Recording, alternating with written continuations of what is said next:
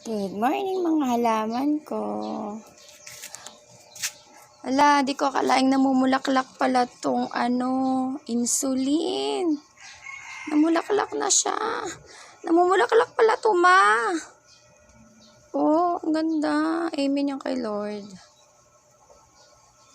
Tumaba siya nung inilabas ko siya. And then, yan, meron din po ako, ayun no, lumaki na siya. Meron din po akong papaya. Sa pasulang po yan. Dahil mahilig po ako sa halaman. At meron din po akong mulberry. Ayan, namumunga na siya. Ayan po yung mga halaman.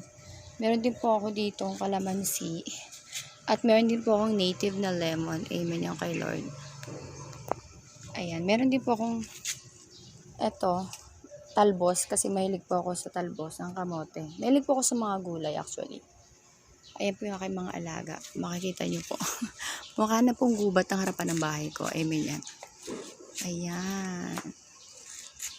Tapos dito, meron pa rin. Yan si cactus.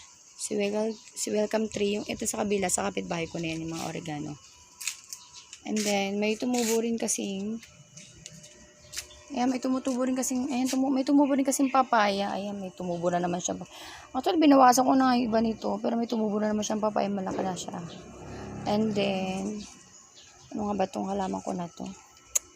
Nakalimutan ko na. Basta maganda po yung halaman na yan.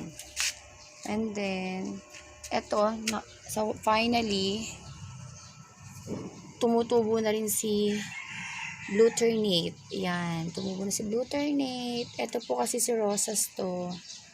So, syempre, talagang dumarating yung time na namulaklak na rin siya naman ilang beses. Talagang panahon na rin siguro ng kanyang pagpanaw. Ayan.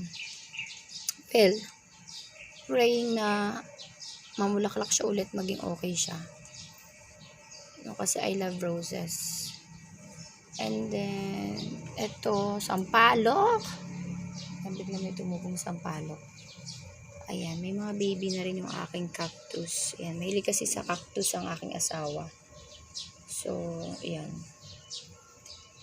Marami na siyang mga damo-damo. Ang galing ko. Ayan. Yan ang tour sa aking munting hardin dito sa harap ng aking bahay. Ayan. Salamat sa Lord. Bye!